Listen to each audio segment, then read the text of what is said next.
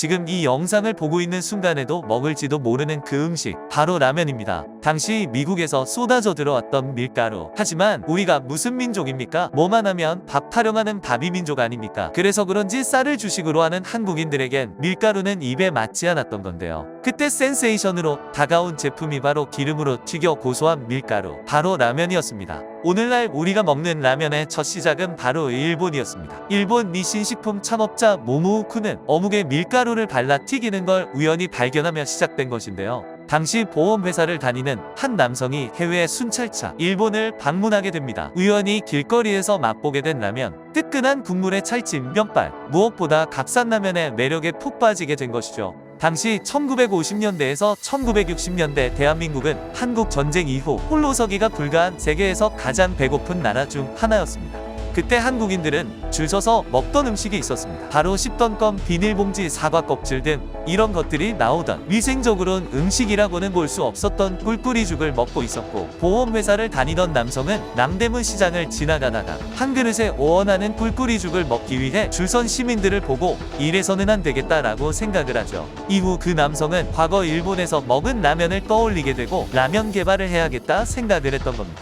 1950년대 일본 묘조식품의 오쿠이 사장은 분말 스프가 따로 들어있는 묘조라면을 출시해 일본 시장을 이끌고 있었는데, 그때 보험회사를 다니던 남성은 라면 제조 기술은 전수받았지만 라면의 맛을 좌우하는 스프 비법은 받지 못한 채 한국으로 돌아와 있었습니다. 어렵게 개발한 스프 비법을 쉽게 한국인들에게 알려줬겠나요? 그런데 그때 공항에서 귀국 준비를 마친 남성에게 묘조식품의 직원이 달려오게 됩니다. 라면 스프에 비법이 담긴 배합표라며 건네주었고, 묘조식품의 오쿠이 사장은 그 안에 이 비법은 당신만 알았으면 합니다라며 라면 스프 비법을 알려줬던 것이죠. 바로 우리가 먹던 분말 스프가 따로 담겨있는 이유가 처음 라면을 들여올 때 묘조식품의 라멘 방식으로 가져왔던 것입니다. 일본에서도 라면이 만들어진 배경은 단순히 돈을 벌기 위한 목적이 아니었고, 국민들의 배고픔과 허기를 달랠 수 있는 수단적인 라면의 철학이 있었던 것인데요. 오쿠이 사장은 그 남성이 단순히 돈을 벌러 온 것인지 국민들을 위한 것인지 살펴본 것이죠.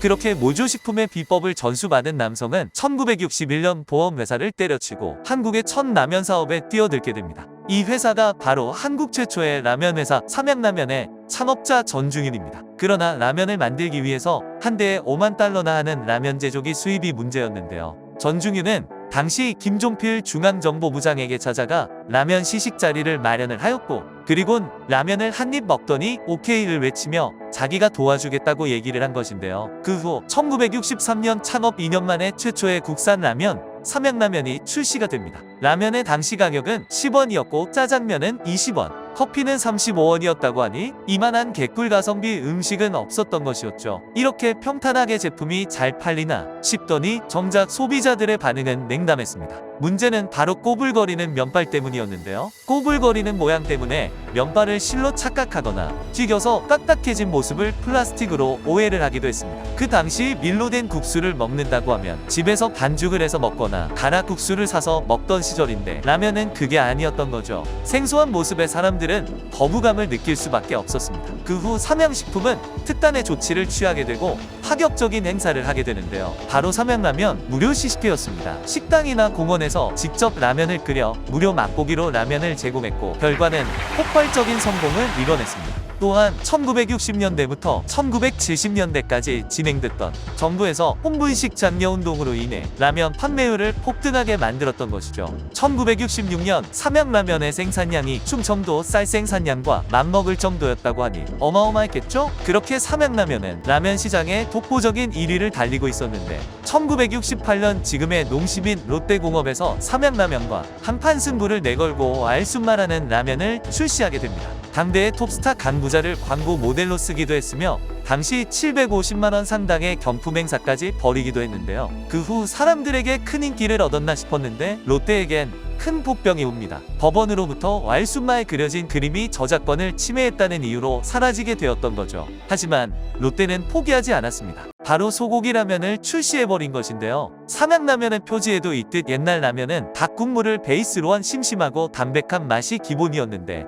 1970년 농심은 한국인들이 좋아하는 소고기를 이용해 소고기 육수로 베이스로 한 파격적인 라면을 내놓게 됩니다. 당시 95%나 차지했던 삼양라면인데 그 후 농심은 시장 점유율을 25%나 빼앗아 간 것이죠. 그 후 1975년 형님 먼저 아우 먼저라는 광고로 당대 한국 최고의 코미디언인 구봉서, 곽규석이 광고에 나오며 그 시절 한 획을 그었던 아주 유명한 광고로 자리매김했죠. 롯데라는 이름을 버리고 농심라면이 나오게 되는데 이 광고가 완전히 대박을 쳐버린 겁니다. 소고기라면 출시 후 이때부터 한국 라면은 줄줄이 소고기 육수를 내는 스프를 사용하게 됩니다. 일본은 닭고기, 중국은 돼지고기, 한국은 소고기로 확실한 차이점을 보이는 한국 라면인 것이죠. 그 이후 삼양에서는 한국 최초의 컵라면을 선보이고 한국인의 마음을 또 한 번 사로잡게 되면서 또다시 라면 전쟁이 시작되었는데요. 농심은 컵라면에 대응하는 상품 개발에 급급했는데 이때 농심은 맛으로 승부하기로 생각했고